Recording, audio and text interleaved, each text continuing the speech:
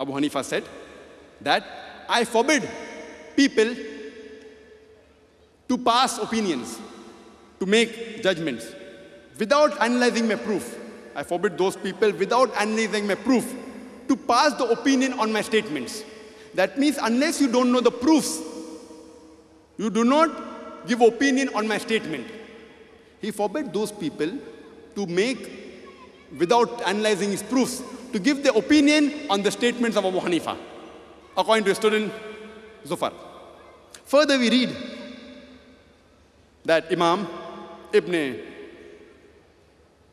Abdul Bar, Imam Ibn Abdul Bar, he writes, he was also an Imam, he says that Abu Hanifa said, Imam Abu Hanifa said that the Sahih Hadith is my madhab.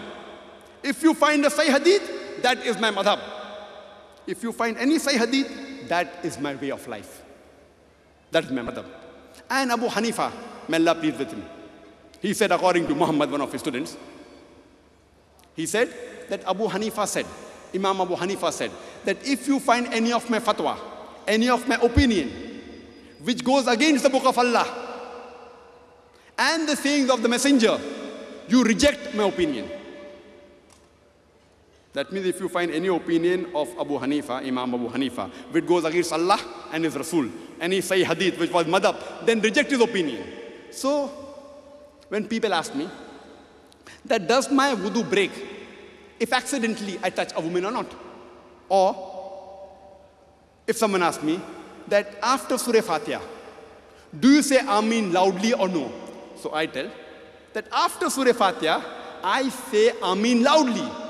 If the Imam is reading in the Fajr Salah, or Maghrib or Isha, the loud Salah, after he says, Gairul Maghdubi wala Dallin, I say Ameen loudly. That's the reason I am a Pakka Hanafi. Abu Hanifa said that if you find any of my opinion, any of my fatwa, which goes against the book of Allah or the messenger, reject my fatwa. So I rejected the opinion of Abu Hanifa that don't say Ameen loudly, and I say Ameen loudly after Surah Fatiha.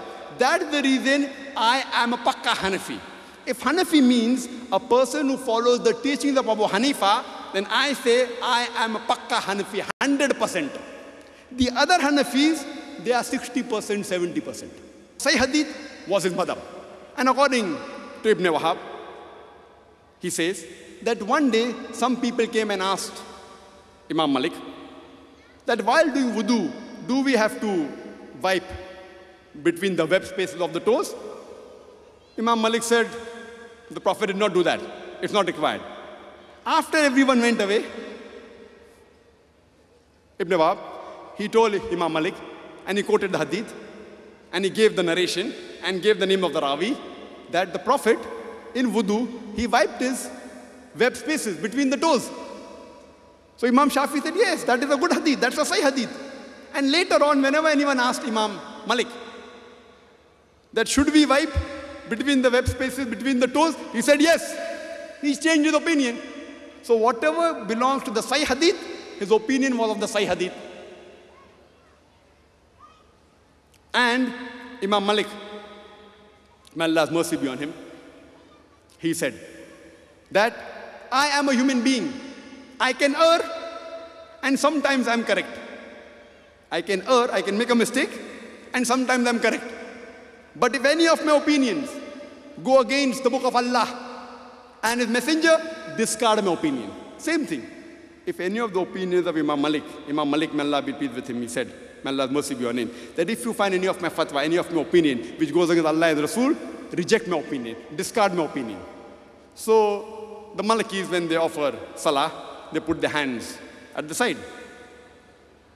But when we read in the hadith of Abu Dawud, volume number 1, hadith number 755 and 757 says that you should tie your hands below the navel, but it's a Zaif hadith.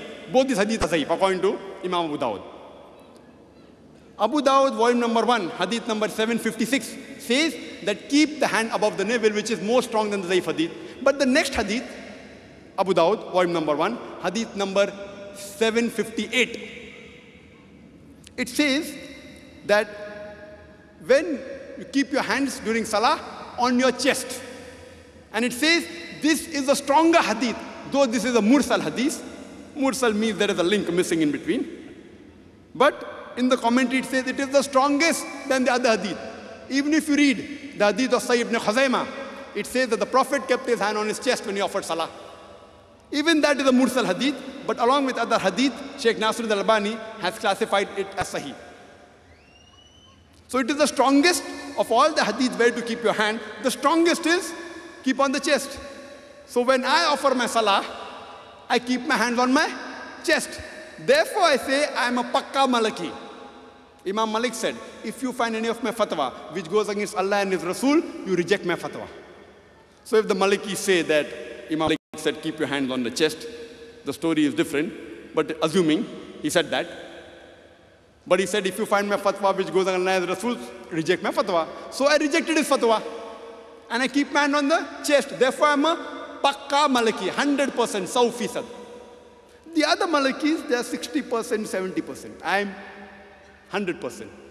And if you read the history, during the Khalifa, the Caliphs of the Abbasid Caliphs, Abu Jafar and Harun Rashid, both these two Caliphs, they wanted to print the fatwa of Imam Malik, known as Muwatta, the Muwatta Malik.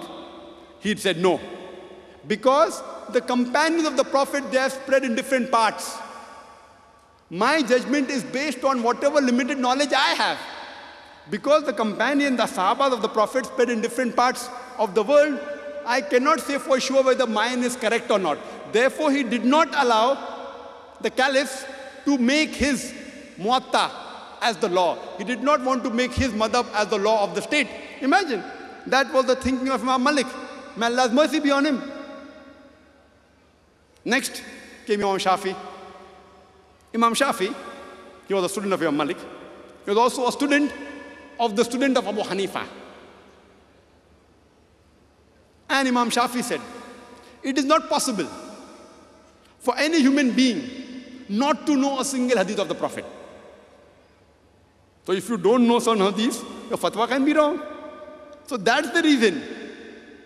He said that if you find any opinion of Imam Malik, or my opinion, or Imam Malik, or Al-Awzari, or Atheists,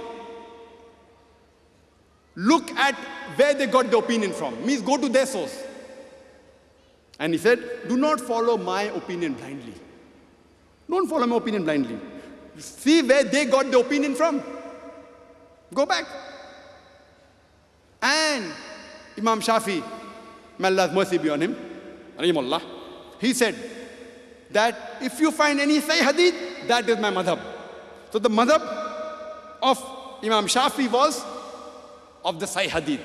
And he said, if you find any Sahih hadith which goes against my opinion, reject my opinion. He also said that if you find any of my fatwa which goes against Allah and His Rasul, reject my fatwa.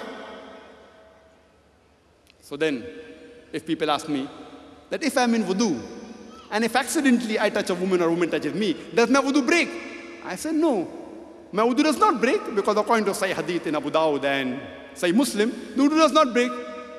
So therefore, I am a Pakka Shafi. Because Imam Shafi said, if you find any of my fatwa, any of my opinion, which goes against Allah and the opinion of the Prophet, any Sahih Hadith, you reject my fatwa. So that's the reason I am a Pakka Shafi. The other Shafi, they are 60% Shafi, 70%, 80%, not Pakka, not 100%. I am 100% Shafi. And if you know history, Imam Shafi, when he was in Baghdad, he wrote a book of his fatwas known as Al-Hujjah. Later on, when he traveled to Egypt and he came back, he studied under the students of Imam Layth ibn Sa'd. And he changed his fatwa. Many of his fatwas he changed. He wrote a new book, Al-Umm. So now we have a Qadim Shafi book, Al-Hujjah, and the Jadid, the new one, Al-Umm. That means Imam Shafi, when he learned under the students of Imam Layth, people have a misconception, there were only 4 Aimmas. There were several Aimmas. These 4 Aimmas, they became popular because the students made their teachings popular. There were other Imam, like Imam Layth ibn Sa'd. According to Imam Shafi, he said, though Imam Shafi was a student of Imam Malik, he said that Imam Layth was far superior in fiqh than Imam Malik also. Imam Shafi can say that, we can't say that. There were several other Imams.